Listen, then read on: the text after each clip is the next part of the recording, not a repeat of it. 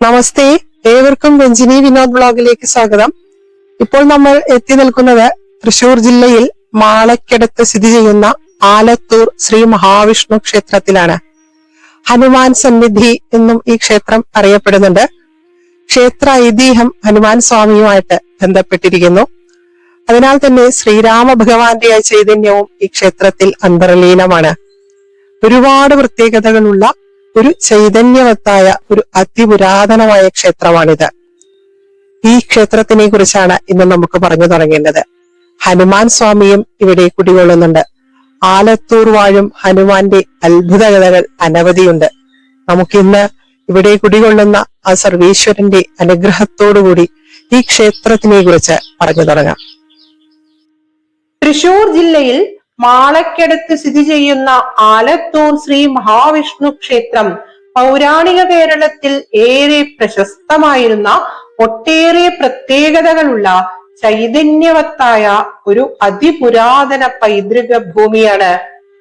ആലത്തൂരെ ഹനുമാനെ പേടി സ്വപ്നം കാണിക്കല്ലേ, പേടി സ്വപ്നം കണ്ടാലോ പള്ളിവാലാൽ തട്ടിയുണർത്തനെ എന്ന കീർത്തനം കേരളത്തിൽ അങ്ങോളം ഇങ്ങോളം ഒരു കാലത്ത് പ്രശസ്തമായിരുന്നു.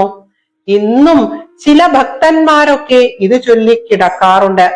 പേടി സ്വപ്നം കാണാതിരിക്കുവാൻ അമ്മമാർ തങ്ങളുടെ കുഞ്ഞുങ്ങൾക്ക് രാത്രി ചൊല്ലിക്കൊടുക്കാറുള്ള ഈ കീർത്തനം രചിച്ചത് ആരാണ് എന്നറിയില്ലെങ്കിലും ഇതിൽ പരാമർശിക്കുന്ന ഹനുമാൻ സ്വാമി കുടികൊള്ളുന്ന ഈ പുരാതന ക്ഷേത്രം പ്രഥമ ദർശനത്തിൽ തന്നെ സമ്മാനിക്കുന്നത് വിസ്മയമാണ്. ഈ പ്രൗഢഗംഭീരമായ അതിപുരാതന ക്ഷേത്രത്തിനെ കുറിച്ച് പലർക്കും ഇപ്പോഴും അറിഞ്ഞുകൂടാ എന്നതാണ് സത്യം. ദ്വാപരയുഗത്തിൽ ശ്രീകൃഷ്ണ ദർശനം ലഭിച്ച ഹനുമാൻ സ്വാമിക്ക് തന്റെ സ്വാമിയായ ശ്രീരാമ ഭഗവാനോളം ശ്രേഷ്ഠനാണോ ശ്രീകൃഷ്ണ ഭഗവാൻ എന്നൊരു സംശയം ജനിച്ചു. ആ സംശയ നിവാരണത്തിനായി വായുപുത്രനായ ആഞ്ജനേയ സ്വാമി ഇവിടെ വന്ന് അന്ന് ഒരു കുന്നായിരുന്ന ഈ പുണ്യഭൂമിയിൽ ഇരുന്ന് ശ്രീരാമ ഭഗവാനെ ധ്യാനിച്ചും കൊണ്ടിരുന്നു. അപ്പോൾ തന്റെ ഭക്തന്റെ സംശയ ദൂരീകരണത്തിനായി മഹാവിഷ്ണു ഭഗവാൻ ശ്രീരാമഭാവത്തിലും ശ്രീകൃഷ്ണ ഭാവത്തിലും അഞ്ജനാതനയന് മുമ്പിൽ ദർശനം നൽകി. കൂടാതെ അവസാനം തന്റെ സാക്ഷാൽ വിശ്വരൂപ ദർശനവും ഭഗവാൻ ഹനുമാൻ സ്വാമിക്ക് ഇവിടെ വെച്ച് കാണിച്ചു കൊടുത്തു. വൈകുണ്ഠനാഥന്റെ വിശ്വരൂപം ദർശിച്ച പവനപുത്രൻ തന്റെ അതിബൃഹത്തായ ദേഹം ലഘൂകരിച്ച് നിറഞ്ഞ ഭക്തിയോടെ ഭഗവാനെ കൺകുളിർക്കെ കണ്ടുകൊണ്ടിരുന്നു. പിന്നീടൊരിക്കൽ വില്വമംഗല സ്വാമിയാർ തന്റെ ജന്മദേശമായ പുത്തൻചിറയ്ക്കുള്ള യാത്രാമധ്യേ ഈ ദേശത്ത് എത്തിയപ്പോൾ തന്റെ ഓലക്കുടയുടെ ഭാരം വർദ്ധിക്കുന്നതായി അദ്ദേഹത്തിന് അനുഭവപ്പെടുകയും ആ കുട താഴെ വെക്കുകയും ചെയ്തു. പിന്നീട് ആ കുട എടുക്കുവാൻ സാധിച്ചില്ല എന്നും കുടയിലുള്ള ഹനുമാൻ സാന്നിധ്യം തിരിച്ചറിഞ്ഞ സ്വാമിയാർ ആ ചൈതന്യത്തെ ഈ ക്ഷേത്രത്തിലെത്തി ഇവിടുത്തെ നമസ്കാര മണ്ഡപത്തിന്റെ തൂണിലേക്ക് ആവാഹിച്ചു പ്രതിഷ്ഠിച്ചു എന്നുമാണ് ഐതിഹ്യം. ഈ ക്ഷേത്രത്തിന് പടിഞ്ഞാറ് മാറി സ്വാമിയാർ കുടവെച്ച കുന്ന്, കുടവത്തുകുന്ന് എന്ന നാമത്തിൽ ഇന്നും സ്ഥിതി ചെയ്യുന്നുണ്ട്. ഇത് ഒരു ഊരായ്മ ക്ഷേത്രമാണ്. വെണ്ണൂർ ആലത്തൂർ ദേവസ്വത്തിന്റെ കീഴിലുള്ള 4 ക്ഷേത്രങ്ങളിലൊന്നായ ഈ പുരാതന ക്ഷേത്രം അടൂർ ഗ്രാമത്തിന്റെ ഗ്രാമക്ഷേത്രമായിരുന്നു. സംഘകാലത്ത് അടവൂർ എന്നായിരുന്നു അടൂർ അറിയപ്പെട്ടിരുന്നത്. ചേര ഭരണകാലത്ത് അടവൂർ ഗ്രാമത്തിൽ നിലനിന്നിരുന്ന പഞ്ചമഹാക്ഷേത്രങ്ങളിൽ ഒന്നായിരുന്നു ഇത്. കുഴൂർ, ഐരാണിക്കുളം, കീഴടൂർ, അന്നമനട എന്നിവയാണ് മറ്റ് 4 ക്ഷേത്രങ്ങൾ. 1-ാം ചേര ഭരണത്തിനു ശേഷം മലയൻ എന്ന നാടുവാഴിയാണ് ഈ ദേശം ഭരിച്ചിരുന്നത്. പിന്നീട് സാമൂതിരിയും തിരുവിതാംകൂറും ഇവിടം ഭരിച്ചു. സാമൂതിരിയുടെ ഭരണകാലത്ത് ഈ ക്ഷേത്രം പുനരുദ്ധാരണം നടത്തിയതിന്റെ സൂചനകൾ ഇവിടെ നിന്ന് ലഭിച്ച ശിലാലിഖിതങ്ങൾ പങ്കുവെക്കുന്നുണ്ട്. അന്നത്തെ ശ്രീകോവിലിന്റെ നിർമ്മാണ ഘടന വിജയനഗര ശൈലിയിൽ ഉള്ളതായിരുന്നുവത്രേ. പിന്നീടാണ് ടിപ്പുവിന്റെ ആക്രമണം ഈ ദേശത്തിലേക്ക് എത്തുന്നത്. തിരുവിതാംകൂറും കൊച്ചി രാജവംശവും സംയുക്തമായി നിർമ്മിച്ച നെടുങ്കോട്ട പൊളിച്ചാണ് ടിപ്പു ഈ ദേശത്തേക്ക് പ്രവേശിക്കുന്നത്. പഞ്ചമഹാക്ഷേത്രങ്ങൾ ഉൾപ്പെടെ എല്ലാം തകർക്കപ്പെട്ടു. ടിപ്പുവിന്റെ പടയോട്ടത്തിൽ മനുഷ്യക്കുരുതിയും ഇവിടെ നടന്നു. അതിജീവിച്ചവർ ഇവിടെ നിന്നും പലായനം ചെയ്തു എന്ന് പറയപ്പെടുന്നു. പിന്നീട് ഏറെ കാലം കാട് പിടിച്ച് വിജനമായി കിടന്ന ഈ ക്ഷേത്രത്തിന്റെ അധികാരം ഇപ്പോഴത്തെ ഊരായ്മക്കാരെ ഏൽപ്പിക്കുന്നത് കൊച്ചി രാജാവാണ്. ഭൂപരിഷ്കരണ നിയമവും ക്ഷേത്ര ഭൂസ്വത്തുക്കൾ നഷ്ടമാകുവാൻ കാരണമായി ഭവിച്ചു. വലിയ ഗോപുരങ്ങളും ആനപ്പള്ള മതിലും ഊട്ടുപുരകളും കൂത്തമ്പലവും വിളക്കുമാടവും ഒക്കെ ഇപ്പോഴും അടിത്തറകളായി മാത്രം നിലകൊള്ളുന്നു. 2004 ഇവിടെ പുനരുദ്ധാരണം തുടങ്ങുന്നത്. ഒട്ടനവധി ഭൂസ്വത്തുക്കൾ ഈ ക്ഷേത്രത്തിൻ്റെതായി ഉണ്ടായിരുന്നു. ഇപ്പോൾ പലതും അന്യാധീനപ്പെട്ടുപോയി. എന്നാലും ഇപ്പോഴും 3 ഏക്കറോളം വിസ്താരമുള്ള ക്ഷേത്ര മതിൽക്കകത്തിന് ഒരു രാജകീയ പ്രൗഢി തന്നെയുണ്ട്. കിഴക്ക് ദർശനമായി നിലകൊള്ളുന്ന ക്ഷേത്രത്തിന് വാക്കുകൾക്കപ്പുറത്തുള്ള സവിശേഷമായ ചാരുതയുണ്ട്. ഇപ്പോൾ പ്രദക്ഷിണ വഴിയോ മതിൽക്കെട്ടോ ഒന്നും ഇവിടെ ഇല്ലെങ്കിലും പ്രകൃതി പാകിയ പുല്ലിൻ മെത്തയിലൂടെ സഞ്ചരിക്കുമ്പോൾ മനസ്സിൽ നിറയുന്ന സമാധാനത്തിന് അതിരുകളില്ല. ബലിക്കൽപുര അടുത്ത കാലത്ത് നിർമ്മിച്ചതാണെങ്കിലും അതിബൃഹത്തായ ബലിക്കല്ല് പുരാതനമാണ്. നാലമ്പലം വിശാലമാണ്. അതിബൃഹത്തായ ഓടുമേഞ്ഞ ഒറ്റനില വട്ട ശ്രീകോവിലിലെ ഗർഭഗൃഹത്തിൽ ചതുർഭുജ മഹാവിഷ്ണു വിഗ്രഹത്തിൽ വൈകുണ്ഠനാഥൻ ആലത്തൂർ മഹാവിഷ്ണുവായി പരിലസിക്കുന്നു. ഇവിടെ വാഴും ഭഗവാന് മര്യാദാ പുരുഷോത്തമനായ ശ്രീരാമചന്ദ്രസ്വാമിയുടെ ഭാവമാണെന്നും വിശ്വാസങ്ങളുണ്ട്. നമസ്കാര മണ്ഡപത്തിന്റെ ഇടതുഭാഗത്തുള്ള തൂണിനോട് ചേർന്നാണ് അതുല്യ ബലവാനായ ഹനുമാൻ സ്വാമി കുടികൊള്ളുന്നത്. മഹാവിഷ്ണു ഭഗവാന്റെ വിശ്വരൂപ ദർശനം കണ്ട് തന്റെ ശരീരം ലഘൂകരിച്ച് തൊഴുകൈകളോടുകൂടി ചമ്രം പടിഞ്ഞിരിക്കുന്ന ഭാവത്തിലാണ് ആലത്തൂർ ഹനുമാൻ ഇവിടെ പരിലസിക്കുന്നത്. ഈ ക്ഷേത്രത്തിൽ ദർശനത്തിനെത്തുന്ന ഭക്തജനങ്ങൾ ആദ്യം ഹനുമാൻ സ്വാമിയെ ആണ് തൊഴേണ്ടത്. എന്നിട്ടാണ് ആലത്തൂർ മഹാവിഷ്ണുവിന്റെ മുമ്പിലേക്ക് പോകേണ്ടത്.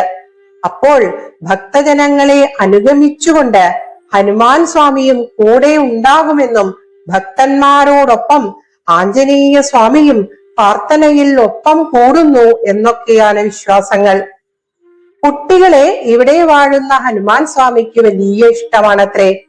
കുട്ടികളുടെ കൂടെ കളി കൂട്ടുകാരനായി ഭഗവാനും ഒപ്പമുണ്ടാകും എന്നൊക്കെ വിശ്വാസങ്ങളുണ്ട്. ആലത്തൂർ ഹനുമാനെ പേടി സ്വപ്നം കാണിക്കല്ലേ എന്ന നമ്മൾ ആദ്യം പരാമർശിച്ച കീർത്തനം ചൊല്ലി ഉറങ്ങുന്ന കുഞ്ഞിന്റെ ശിരോഭാഗത്ത് ഹനുമാൻ സ്വാമിയുടെ സാന്നിധ്യമുണ്ടാകും എന്നാണ് വിശ്വാസം.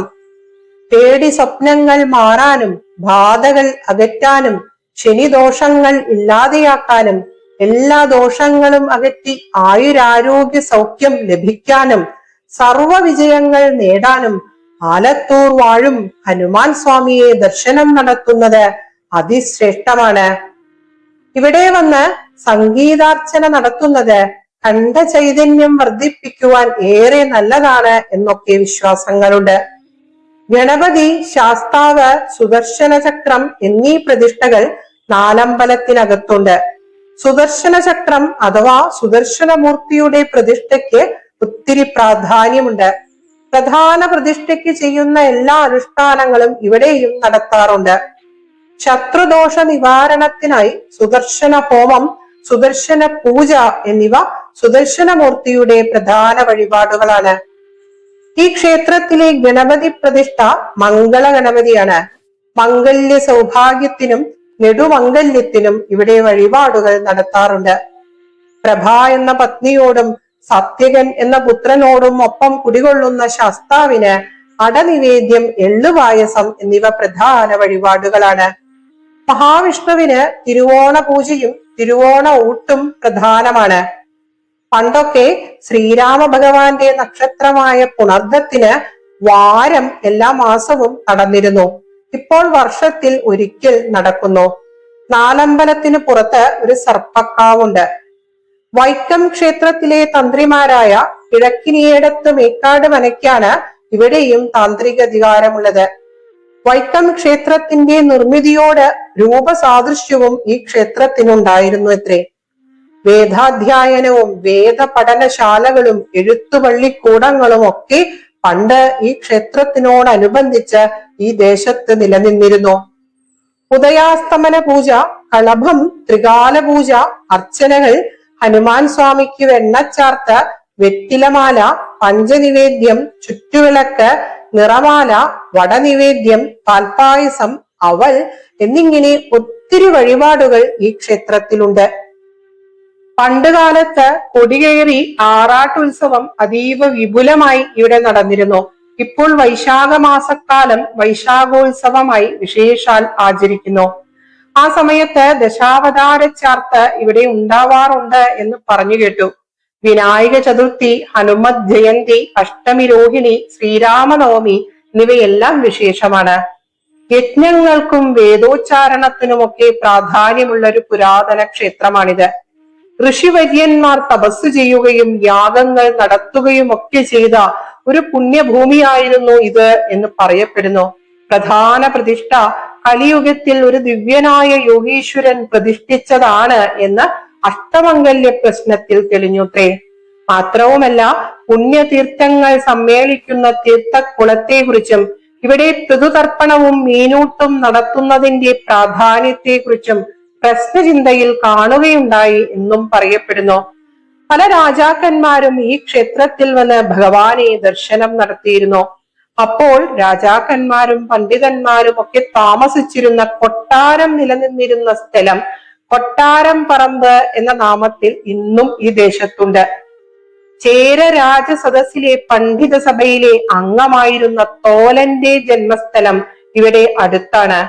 ജ്ഞാന സമ്പാദനത്തിന് ഈ ദേശം ഏറെ പ്രാധാന്യം നൽകിയിരുന്നു എന്നും പറയപ്പെടുന്നു.